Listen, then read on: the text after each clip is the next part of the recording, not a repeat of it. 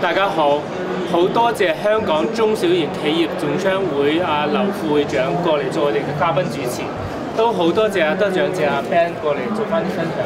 時間交俾兩位，大家傾下偈啊！Ben 你好，你好，你好。首先咧，好多謝你接受我哋呢個訪問先嚇。咁我想知道下咧，Ben 過嚟咧嗰個業務嗰個性質係點樣嘅咧？我哋公司係港窗口，咁咪就1989年成立。咁我哋一路咧就從事緊咧就研發、生產同埋銷售安全鞋同埋制服鞋業務。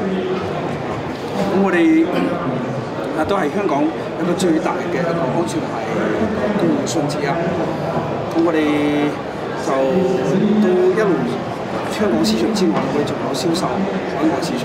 咁仲有咧係一啲中國啲主要城市。同時張生你咧參加我哋嗰個中小企嗰個企業獎咧，得到個獎之後咧，你哋有啲咩嘅感受咁樣咧？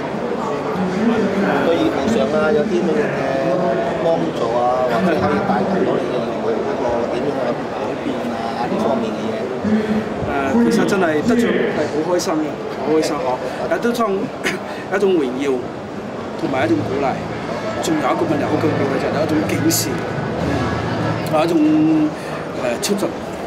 咁因為生意做得耐嘅，邊你做下有時慢好做，咁邊所以有機會得獎啦，咁警示下自己係你仲有咩要做得好啲啊，要做得更加好啲啊，所以我覺得呢方面嘅係作用好大嘅。但當然咧，仲有係好多宣傳啊、推廣嘅一種價值喺度意義喺度嘅，所以呢個得獎係好大意義嘅。好多謝多謝。咁好講，其實咧你哋得獎咗之後咧，咁你哋對公司將來嘅發展你哋有冇諗下點樣再推廣你哋嘅業務啊，或者再有冇點樣或者創新一啲新嘅產品呢一類嘅嘢？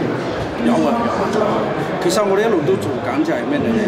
因為依家嗰個營商環境係差咗，即係嗰個經濟放緩啊，咁成本又真係升咗，同埋咧真係同嘅競爭方面又大咗好多，同埋生意又難做咗。咁喺呢啲方面咧，其實我哋都係一種危機意識嘅，一路咧都係叫做不斷去研發啲新嘅產品咧，思考翻消費者嘅需求。同埋會做到好多市場營銷啦，會真係識得去節省成本啦，點去做？同埋咧，我哋會擴展好多新嘅市場啦，同埋啲內銷市場啦。據我所知咧，你哋嗰個產品咧係一啲係設計咧係喺安全嗰方面咧做好大嘅功夫嘅喺呢度。係啊。咁其實咧呢一類咧差唔多係一個好獨特嘅產品嚟嘅。咁而家咧，尤其是而家咧喺呢個社會咧，就唔好淨係香港啦，世界各地啊咁樣咧，對呢一個安全嘅意識相當之高。咁我相信對你哋嗰個產品嘅營銷方面咧，有好大嘅幫助嘅應該。係啊，因為我哋嘅產品咧專業性比較強，所以我哋公司產品就先後就攞到好多國際嘅認證，譬如歐洲啊、歐盟嘅 CE 證書啊，香港嘅呢個安全標準認證啊，同埋甚至喺國內咧都攞到呢個安防嘅證書啦。其實係應該話啲產品買邊度就攞到邊度嘅證書啦。所以話因為呢個專業性產品咧，佢比較注重專業方面嘅要求。所以咧，譬如依家喺經濟發展咗啦，包括其實好多以前係講緊歐洲啊，依家香港咧甚至國內啦，其實對呢個產品需求係越嚟越大，係越嚟越大。所以我哋方面都做好多功夫。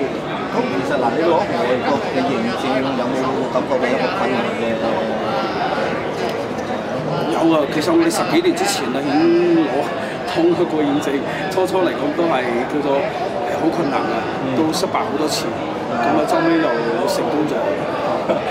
依家咧就反而覺得都 OK， 都覺得可以做個挑戰性都覺得可以啊。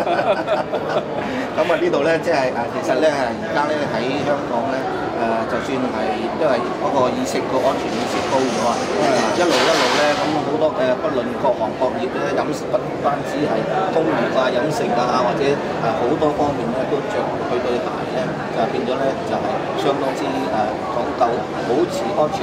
咁我相信咧你哋嘅業務咧即係一路咧應該都會不斷。係啊，嗰個佢睇個餅係大咗嘅，需求係多咗嘅。咁呢個對我哋呢個行業嚟講，其實係信心都好大，可以做得好啲。競爭有冇咧咁嘅？一定有嚇，一定有。咁啊，其實最有專業性啊！專業性產品競爭係大，但問題咧就係佢始終嚟講咧，佢有咁嘅需求，所以大家都爭住希望做好啲。咁我應該喺呢方面係去努力。所以我哋俾我哋自己定位係足部防禦專家，即係我點去做翻專業嘅產品，可以即係幫到呢啲企業嘅用家嘅需求，咁啊真正可以令到佢可以即係得到安全嘅保障同埋信心。咁呢方面係一路一路做緊啲工作嘅。咁有冇諗到將你嘅業務一路擴展啊，或者係一路上市啊咁樣？呢個方向係好嘅嗬，其實係好嘅。咁我哋一路其實一路都促進緊，其實一路做緊嘅，做到譬如呢幾年我哋國內業務都增長好大，咁我中間就補到呢個海外嘅業務嘅呢個下調空間。咁啊，所以話咧對呢個未來發展嚟講，我哋仲係充滿信心。希望內地可以補償到呢一方面啦。咁亦都祝願你嘅公司咧一路咁繼續咁樣去擴展，生意不斷咁樣嚟。